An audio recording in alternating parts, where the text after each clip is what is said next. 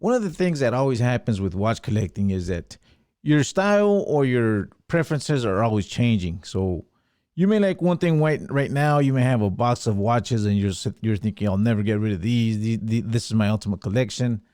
And then you look at your box in a year, and you realize a lot of them are no longer there, or you're not wearing the same watches, or you have different interests.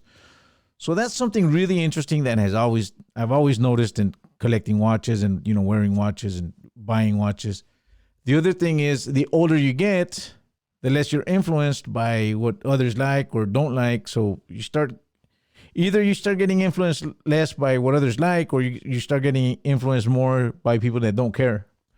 Either way, you may still be getting influenced. But what does happen is that you start wearing what you like, not so much what's trending or what came out new or what everybody else likes. But there's a few watches that of course everybody likes, and doesn't mean you can't like it because everybody likes it. I had that mentality at one time too. Well, everybody's got that watch. I don't want the watch everybody has.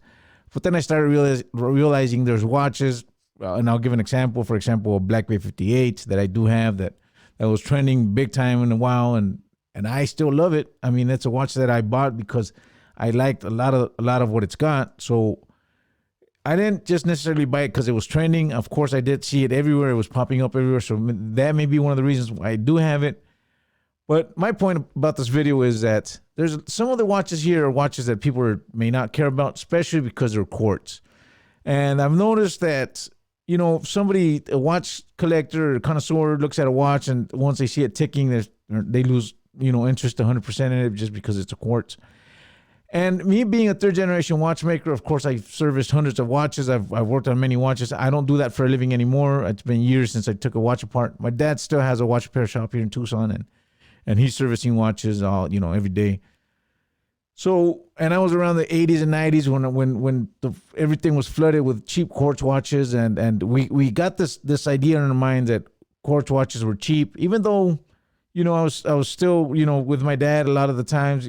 I wasn't working yet, but I was sitting next to him on the bench and watching him service some high-end quartz movements. But we still had that mentality that quartz is just the market got flooded with quartz watches. Now, I brought a watch box with me. I'm going to talk a little bit about some of the watches that I have, some of the quartz watches that I have. I just picked up the box that I had right now. This is supposed to be a watch, my 5 watches that I wear in this box, but I've been adding to it. Sometimes I take them out, then I add some more watches, and they're always changing. So this is the box of the 5 watches that I wear, which has like 9 watches right now, which is almost double, plus the watch I'm wearing, so it's 10 watches. Anyways, that's the point of this video. Let me talk a little bit about some of the watches that I have and some of the quartz watches and why I really enjoy some of the quartz watches that I have. Now, in this box, I do have a few mechanical movement watches, and we'll glance right over them. Which one of them is a Black Bay 58, which I still love. I'm not a person that really likes metal bracelets, but I believe that this watch on this metal bracelet is just, to me, it's like the Submariner look, but more interesting. And I have owned the Submariner, so I can't compare, wearing this in a Submariner. The newer Submariner is a little bit bigger. This doesn't have crown guards, and that's something that I really, really like about this watch in particular. The colors, everything about it. So it's 39 millimeters. Everybody's talked about this watch. I have a video about this watch, so it's we've all seen it. Another watch that I have, another automatic, is this Breitling. I got this one in Las Vegas. I got it at the Gold and Silver Pawn Shop. I do have the original rubber strap that goes to it. It's right here. I do like it on this NATO. The rubber strap's okay too, but I like the NATO. I'm gonna skip over this Omega because this Omega Seamaster is a quartz. I have this Tourneau. It's got a 28-24 movement on it. It's quite a big watch. I also like it on the NATO. That's another thing. I used to not like NATOs. Now I really do. I just don't like what I call the backpack when they put this thing over here on the side. I wear it like towards the bottom, this part, and I tuck it in like that. I don't like to have a big, backpack over here. Carbon fiber dial. I don't know much about this watch. I just know it's got a good movement on it, and I like it. I like the numerals. I like everything about this watch. It's another watch that I do have. Of course, my Omega Railmaster. This is a really interesting watch. 39 millimeters. This watch is actually still has the older watch, so it does have an ETA, modified ETA, coaxial movement. The thing that's really interesting about this watch is this is a Seamaster. I don't know if you guys can read that. It's an Equaterra. And of course, it's also the Railmaster. It's in there somewhere. So this is a really interesting watch that I've been enjoying for years. Here in my box, I also have this Rolex Datejust from 1958.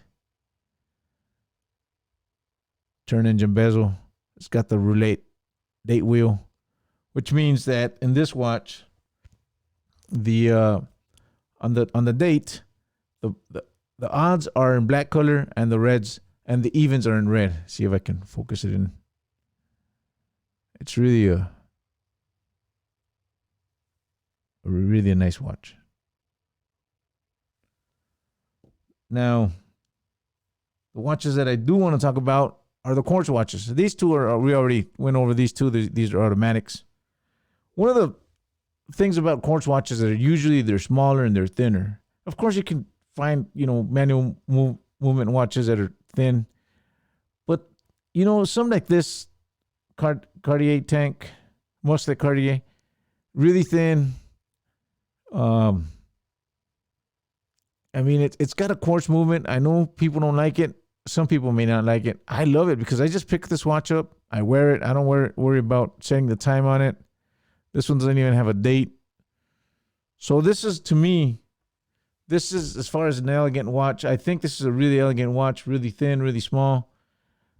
I can wear it. My wife can wear it. My daughters can wear it. I mean, it's just a nice watch. I don't have to worry about it. It's not as delicate as mechanical movement from this year, from these times.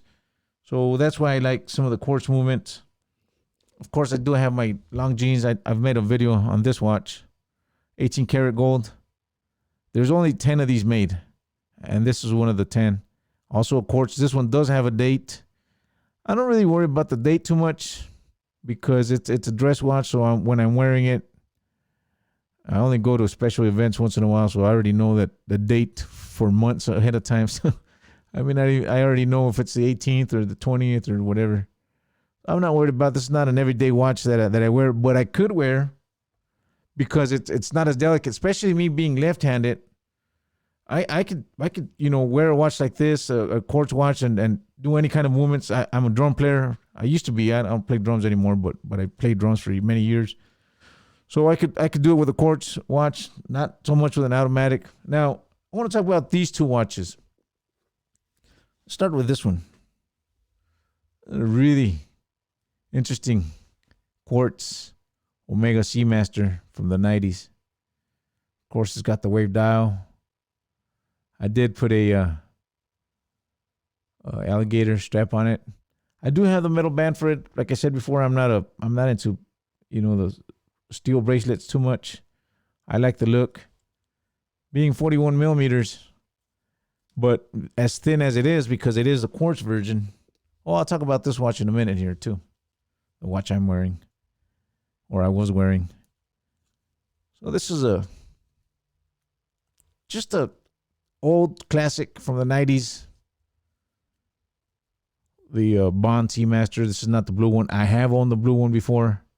I do have a 7-inch wrist, so this watch does come a little bit big. It's 41 millimeters or 41.5 or so. But when you wear this watch on the steel bracelet, it feels much bigger when you wear it on a leather strap or alligator strap. It's much smaller. I do love the way the colors pick up on this watch. And this is a watch that I really enjoy, even if, a lot of people are going to say, well, why would you buy a Seamaster that's not an automatic or coaxial or anything like that? I'm really enjoying quartz watches. The other watch that I have here, and you'll see it in a second, is the exact same watch. Exactly the same watch, just in a different color with a NATO 41 or 41.5. And just because they're different colors, they're almost two completely different watches, even though they're, pretty much the same watch. I do wear this one on a NATO. It's probably odd that somebody would wear a white dial watch on a NATO. I like it. Like I said, the older I get, the more I realize that it's what I want to wear, or what I like, or the way I like, how it looks or how it feels. Even if, somebody may say, well, that's supposed to be, this way or that way. I don't like bunching up this part of the NATO here. Everybody does that. I don't like it. I like the cleaner look, even though it does have to have this thing somewhere, or I could cut it, but it doesn't bug me that much when it's down this low. And I call these two my yin and my yang, of course, because of the colors. They are the same watch, basically. Watch that it's timeless, I could say. Originally, I owned the blue one because that's the original Bond Seamaster, and the original one we all know it's Quartz. And now I have the black and the white one. Like I said before, I was gonna change the dial, the bezel, the insert on this to a black insert, and I realized, there's something about that stainless steel insert that's just different. And now that I'm wearing it a lot, I'm really enjoying it. Now let's talk about the watch that I was wearing. I just realized that I never mentioned it. And this is an 1969 Omega Genev. And it's 6:05, so I got to get ready for work right now because I start at 7. I'm just doing this video. Today is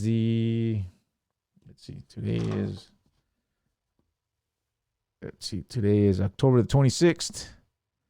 So I may try and put this video out today, and I got to start work at 7, so I got to hurry up, finish up. They call this the bark dial. If you see the dial, it has that bark finish, that like tree bark. Really hard to catch it.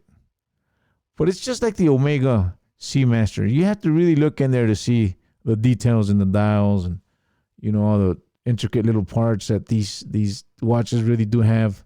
The finishing is really, it's much more than when you're thinking of a Quartz watch. This one I do have on a Hirsch alligator strap. Sometimes I think I paid more for the strap than the watch, but I think it makes the watch, that much better. Well, that was my video today. I wanted to talk about a little bit about, how times change, how we start liking different things, and how, to me, a Quartz watch, even though I'm a watchmaker, third generation watchmaker, and for a long time in my life, I used to think that Quartz watches were not good. Now I'm realizing there's a lot of practicality to them, and there's a lot of fine Quartz watch movements that are really, really worth, having and saving for later dates, because I think that eventually Quartz watches are never going to go away, of course, because they're good. But eventually, some of these older watches, people are going to see more value in them, even though right now they seem like nobody really wants them.